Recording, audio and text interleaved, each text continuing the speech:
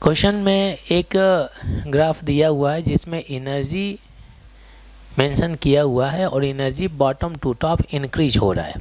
ठीक है, मतलब यह है कि जो टॉप में एलिमेंट रखे हुए हैं एनर्जी सबसे ज़्यादा है। आप ऐसा बोल सकते हैं जो डी मॉलिक्यूल है एनर्जी सबसे ज़्यादा होगा, और एनर्जी सबसे ज़्यादा होगा तो स्टेबिलिटी सबसे कम हो जाएगा। जो बॉटम वाला एलिमेंट है तो इसकी एनर्जी सबसे कम होगी, एज ए रिजल्ट इसकी स्टेबिलिटी क्या हो जाएगी, सबसे ज़्यादा हो जाएगी, क्योंकि हम लोगों ने सीखा हुआ है energy inversely proportional to stability. ठीक है, ये रिलेशन हम लोगों ने सीखा हुआ है। ठीक है, आगे बढ़ते हैं।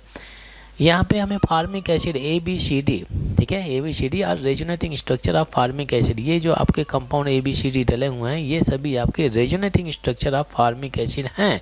स्ट्रक्चर B, यहाँ पर B कौन सा होना चाहिए? ठीक है, आप ऐसे समझ लीजिए, अगर इन सभी कंपाउंड के बीच में मैं स्टेबिलिटी ऑर्डर डिटरमिन करूँ तो आप बोल सकते हैं कि ये जो आपका A है जिसकी एनर्जी सबसे कम है तो सबसे ज़्यादा स्टेबिलिटी होगा। ठीक है, मैं यहाँ पे लिख देता हूँ स्टेबिलिटी ऑर्डर, ये हो गया आपका स्टेबिलिटी ऑर्डर।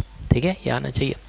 तो A का स्टेबिलिटी सबसे ज़्यादा, फिर इसके बाद में B का हो जाएगा, फिर इसके बाद में C, और लीस्ट आपका क्या होना चाहिए, D होना चाहिए, क्योंकि इसकी एनर्जी सबसे ज़्यादा है। ठीक है, तो अगर मुझे B आइडेंटिफाई करना है तो मैं सबसे पहले most stable resonating structure determine कर लेता हूं, और फिर इसके बाद में इसके एक नेक्स्ट में जो मॉलिक्यूल आएगा स्टेबिलिटी के ऑर्डर में वही आंसर हो जाएगा स्टेबिलिटी के टर्म में।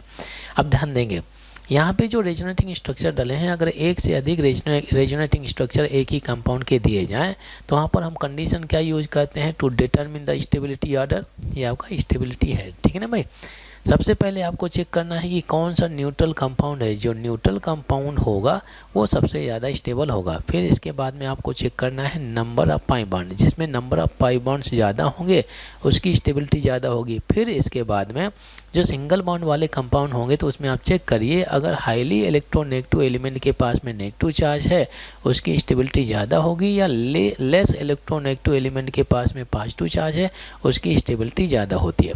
ठीक है, ये कंडीशन आपको दिमाग में रखना है और इसी को यूज करके हम क्या कर लेते हैं, क्वेश्चन को आंसर कर लेते हैं। अब ध्यान देंगे केयरफुली, यहाँ पे ABCD में अगर आप देखें ABCD में तो कोई न्यूट्रल कंपाउंड है क्या? ए वाला न्यूट्रल है, ना तो इसमें पॉजिटिव है ना तो इसमें नेगेटिव है। ऑक्सीजन के ऊपर लोन पेयर मेंशन करना चाहें कर सकते हैं, बिल्कुल कर सकते हैं। ठीक है, इसमें कॉन्जुगेटेड सिस्टम है, डबल सिंगल लोन पेयर। ठीक है, अच्छा, बी में पॉजिटिव नेगेटिव डला हुआ है, सी में पॉजिटिव नेगेटिव और आपका डी में भी पॉजिटिव नेगेटिव डला है।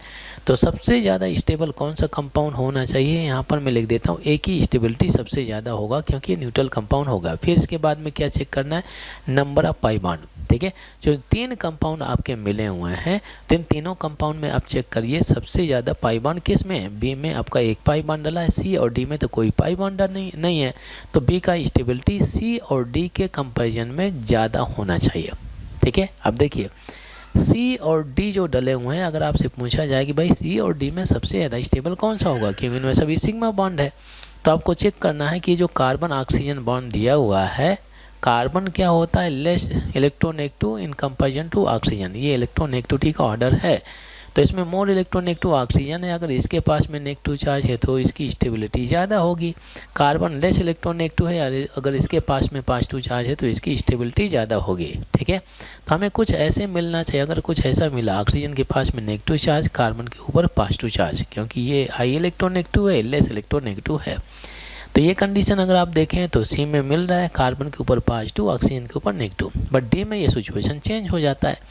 यहीं पे अगर ऑक्सीजन के ऊपर पॉजिटिव है और कार्बन के ऊपर नेगेटिव है। ठीक है, तो अगर हाईली इलेक्ट्रोनेगेटिव एलिमेंट के पास में पॉजिटिव चार्ज आएगा उसकी एनर्जी ज़्यादा हो जाएगी और स्टेबिलिटी क्या हो जाएगा, कम हो जाएगा। तो यहाँ पर सी आ जाएगा, फिर इसके बाद में डी आ जाता है। ठीक है, तो ए की स्टेबिलिटी सबसे ज़्यादा है, फिर बी, तो ए के बाद में कौन सा होगा, बी। हमें बी आइडेंटिफाई करना है, तो आंसर कौन सा होना चाहिए, लीजिए यही आंसर बी आंसर, मतलब ये जो कंपाउंड डला है इस पोजीशन में ये कंपाउंड होना चाहिए। ठीक है ना भाई, तो B option is the right answer.